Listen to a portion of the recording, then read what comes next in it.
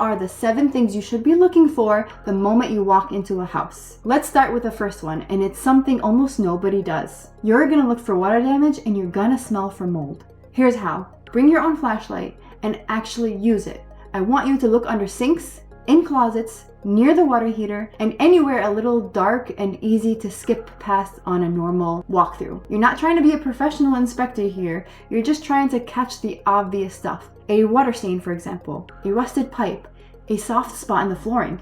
None of this requires expertise, it just actually requires looking instead of just glancing. Pay attention to the smell too while you're at it. A musty smell in a basement or a crawl space can point to moisture problems that paint and staging can hide really well. Sellers know this. A fresh coat of paint and a scented candle can cover up a lot in a 20-minute showing. Your flashlight and your nose are 2 of the simplest tools you have, and almost nobody actually uses them when they're touring a property. Next, I want you to test every outlet and every switch. Also, every faucet yourself while you're standing right there. This takes an extra 5 minutes and it tells you a lot. Walk the house with one simple goal.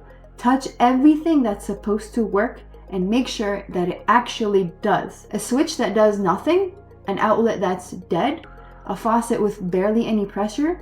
These are small things individually, but they add up. And buyers who don't check them find out the hard way after they've already moved in. Which leads right into the next one. Actually run the water for several minutes, not just a quick test. Turn on a shower or a sink and let it run. Check the water pressure and pay attention to how long it takes to get hot. Slow to heat water can point to an aging water heater or a plumbing issue further down the line. Weak pressure throughout the house can mean anything from clogged pipes to a bigger issue with the water line itself. Flush a toilet or 2 and listen.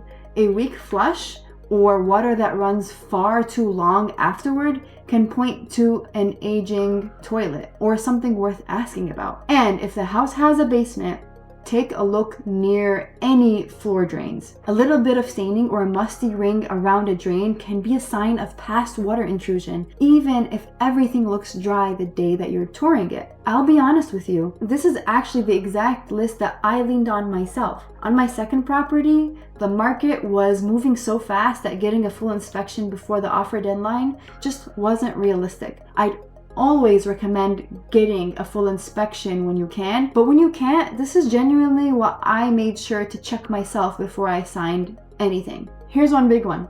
Check the age of the major systems yourself. The roof, the HVAC unit, and the water heater. You don't need an inspector to do this. Water heaters usually have a manufacture date right on the sticker on the tank. HVAC units typically have an install tag on the unit itself, either outside or in a utility closet. And for the roof, step back and actually take a look at it. Curling shingles, bald or worn spots, and moss buildup are all things you can spot from the ground or from a listing photo if you know what you're looking for. These 3 systems are some of the most expensive things to replace in a home. So knowing roughly how many years they have left changes how you think about the price that you are willing to offer. A quick reference so you know what you're looking at. Most asphalt shingle roofs last somewhere around 20 to 25 years. Water heaters typically last 8 to 12 years. And HVAC systems usually run somewhere between 15 and 20 years depending on how well they've been maintained. If you find a manufacture date on any of these that's pushing toward the end of the range,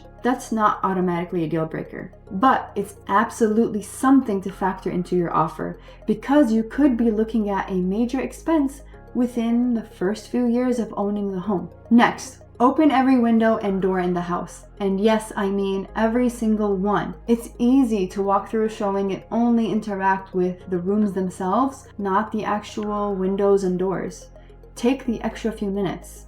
A window that's painted shut, a door that won't latch properly, a sliding door that's stuck on its track. These are all things that's worth knowing before you own them, not after you've already moved your furniture in. While you're checking doors, pay attention to whether any of them stick at the top or drag along the floor. A door that used to close fine but now catches can be a small harmless seasonal shift, or It can be an early sign of foundation settling. One sticky door isn't a reason to panic, but if you notice a pattern of several doors and windows all behaving the same way throughout the house, that's worth flagging and asking about directly. When you're going to a showing, I want you to bring a notepad or just use your phone and write down every question or concern as it comes up right in the moment. Showings move fast, especially in a competitive market, and you'll be absorbing a lot of information at once. And you're likely seeing multiple houses. If you wait until you're back in the car to remember what you noticed,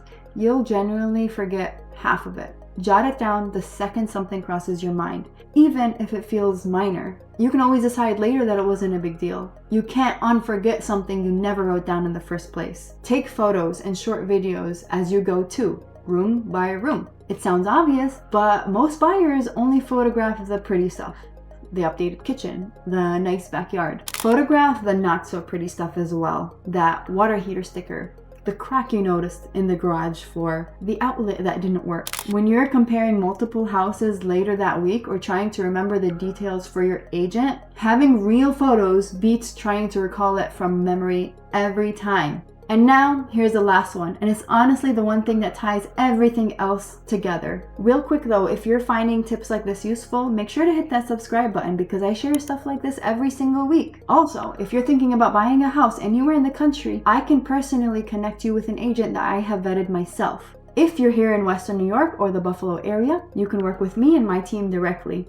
Links for both are in the description below. Okay, the last one. After you walk through, take a minute to mentally sort everything you notice into 3 buckets. Cosmetic and not a big deal, worth bringing up or negotiating, and a potential deal breaker if it turns out to be serious. This is basically training yourself to think the way that an inspector would. Not diagnosing the problems yourself, it's not what I'm saying.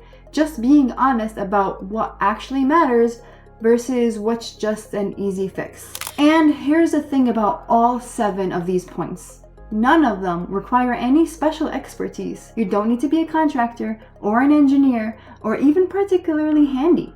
You just need to actually show up, pay attention, and look at the house with intention instead of just walking through it. That is really the difference between buyers who feel confident walking into a closing and buyers who spend the next 6 months anxious about what they might have missed. It's about not being passive during one of the biggest purchases you'll ever make in your life. And to be clear, none of this replaces a professional inspection when you have the option to get one. A trained inspector is going to catch things your eyes simply can't. But when the market doesn't give you that luxury, or before you've even decided to make an offer, this list is exactly what actually matters most to check yourself. If you're getting ready to buy and you want someone in your corner who can help you navigate a competitive market the right way, that's exactly what I help my clients through. Reach out and let's talk about where you're at in the process. Thank you so much for watching, and I'll see you guys in the next one.